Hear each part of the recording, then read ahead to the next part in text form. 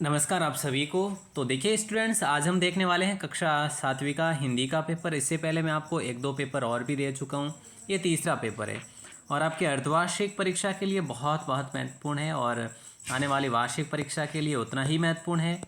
तो आइए, आपको निवेदन है आपसे कि आप इस मॉडल पेपर के एंड तक जुड़े रहेंगे और इसकी आपको पीडीएफ भी मिलेगी। पीडीएफ कहाँ पे मिलेगी? तो इसके लिए मैं आपको बता दूं, राजस्थान क्लासेस की वेबसाइट पर मिलेगी पीडीएफ, या फिर आप ऐसा कर सकते हैं कि इसकी जो डिस्क्रिप्शन है इस वीडियो का, वहाँ से भी पीडीएफ डाउनलोड कर सकते हैं सीधा लिंक से। ठीक है, तो आपसे निवेदन रहेगा, काफ़ी मेहनत से बनाया गया ये पेपर है और हूबहू पेपर है। ऐसा ही पेपर आपके परीक्षा में भी आता है और यहाँ पर मैं आपको वो प्रश्न भी बताऊँगा जो महत्वपूर्ण है और 100% एग्ज़ाम में भी पूछे जा सकते हैं। ठीक है, तो शुरू करें। जो आपको पहले ऑब्जेक्टिव टाइप के प्रश्न देखने को मिलेंगे। हिमालय की बेटियां पाठ के लेखक कौन है? तो नागार्जुन आपका सही आंसर होगा। पेड़ जो न कराए सो थोड़ा यह सोच है, तो इसका रोहिणी जो है आपका सही आंसर होगा। देखो, पेड़ का स्वभाव कैसा है? तो पेड़ का स्वभाव मिलनसार है। नेक्स्ट सवाल है कि शाम के शांत वातावरण में अचानक मोर बोल उठा था। और एक सवाल और आपको पूछा जाएगा, मतलब 5 सवाल पूछे जाते हैं।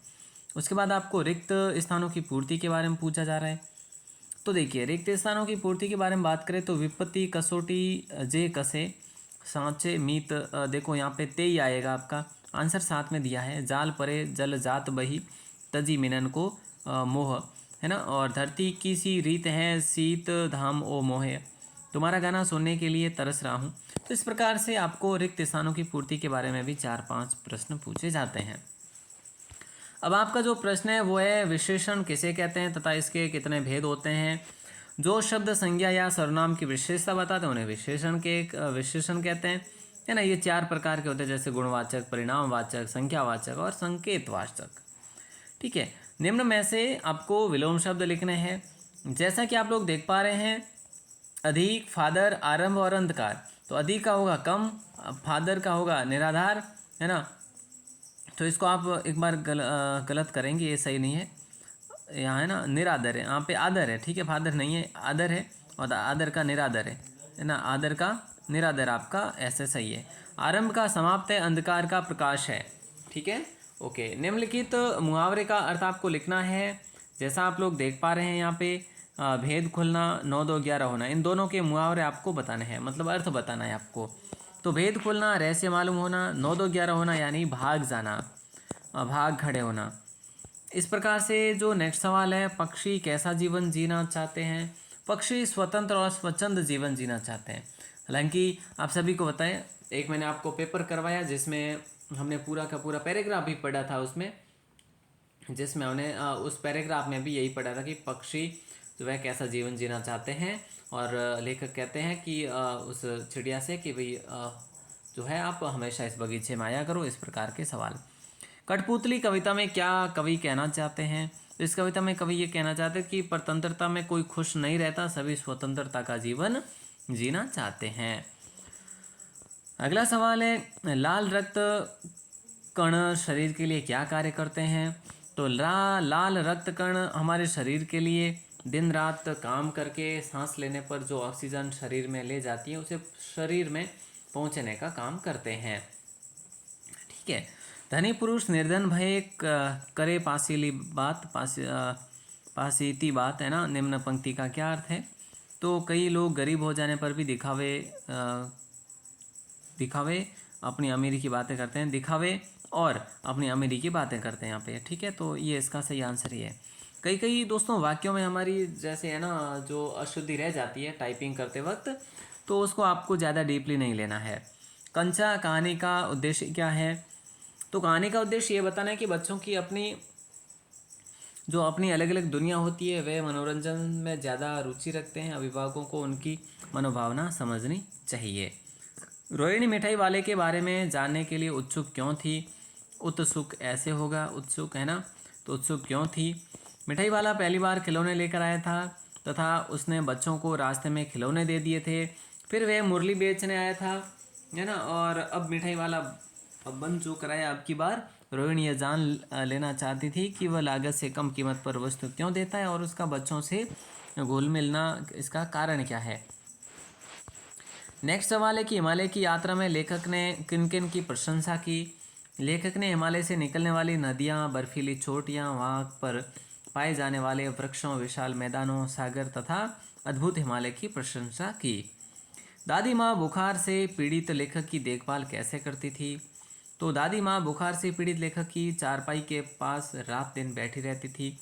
कभी उस पर पंखा चलाती, कभी उसके जलते हाथ पैर का कपड़े से सहलाती, सिर पर दालचीनी का लेप करती और भी बार बार सूकर ज्वर का अनुमान लगाती। तो प्रश्न नंबर 13 का आंसर आपने अच्छे से कर लिया। अब हम बात करते हैं कि ग्रीष्म अवकाश में आने के लिए अपने मित्र को एक पत्र लिखना है। तो ये पत्र लिखना है, प्रार्थना पत्र नहीं लिखना। तो इस प्रकार से आपको जो है ऊपर देखो अपना जो शहर लिखना है, दोस्त का शहर क्या है। आप देखो इमेजिन करके कुछ भी लिख सकते हैं। दोस्त का नाम अगर यहाँ पे प्रश्न में दे दिया जाए तो आपको दोस्त का नाम लिखना है। सप्रेम नमस्ते, यहाँ सब सकुशल है और तुम्हें सानंद चाहते हैं। मेरी वार्षिक परीक्षा पूरी हो गई है और तुम्हारी परीक्षा भी समाप्त हो गई होगी।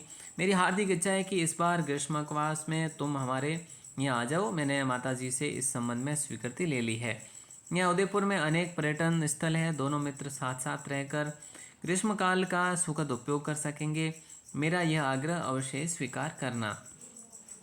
ठीक है, अपने पिताजी और माताजी को मेरा प्रणाम कहना। आपका स्नेही जो आपका नाम है वो आप लिखेंगे। तो इस प्रकार से आप इसका स्क्रीनशॉट लेना चाहो तो आप ले सकते हैं इजीली, क्योंकि ये जो प्रश्न है ये बहुत अच्छा प्रश्न है।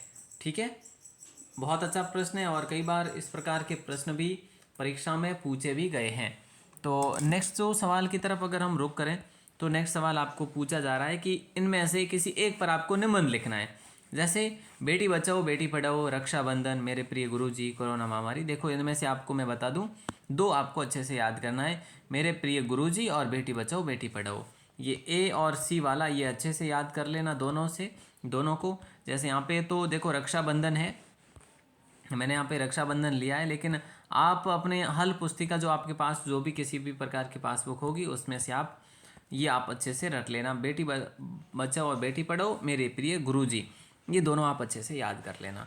ठीक है, तो इस प्रकार से आपका ये पेपर जो है ये पूर्ण होता है यहाँ पे। और ये अर्धवार्षिक और वार्षिक परीक्षा कक्षा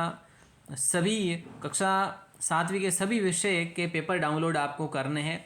तो मैंने आपको बता दिया, आपको गूगल में जाना है, राजस्थान क्लासेस लिखना है, गूगल में जाना है, राजस्थान क्लासेस लिखना है। ठीक है, और फिर आपको वहाँ पे देखो मैं आपको बता दूं एक बार फिर से, आपको क्या करना है, टाइपिंग करना है। यहाँ पे कहाँ पे, गूगल क्रोम ओपन करना है, फिर आपको टाइप करना है राजस्थान। देखो राजस्थान क्लासेज आपको टाइप करना है। ठीक है, सिर्फ और सिर्फ क्या करना है, Rajasthan classes, RAJASTHAN, Rajasthan CLASSES। ठीक है, आप राजस्थान क्लासेज टाइप करोगे। टाइप करने के बाद में पहले ही मरतबा आपको देखने को मिलेगा राजस्थान क्लासेज EDU, है ना। इस वेबसाइट पर आपको क्लिक कर देना है और क्लिक करने के तत्पश्चात जो है आप देख पाएंगे यहाँ पे थोड़ा नीचे की ओर स्क्रॉल करेंगे तो यहाँ पे देखो 5वीं से 12वीं तक के सारे प्रश्न पत्र जो है आपको यहाँ पे मिल जाएंगे। तो इस पर क्लिक करोगे तो आपको 7वीं का ब्लॉक जो है मिल जाएगा। तो ज़रूर डाउनलोड करिएगा और अपने बेहतर अंक पाने के लिए, बेहतर परिणाम के लिए आप मॉडल पेपर लगातार देखते रहें। बहुत बहुत धन्यवाद, शुक्रिया, जय हिंद, वंदे मातरम। पहली बार हो चैनल पर तो सब्सक्राइब अवश्य करें ताकि आपको मैं आप तक मेरे पास जो भी मॉडल पेपर बनते हैं वो सारे आप तक पहुंचा सकूं। धन्यवाद।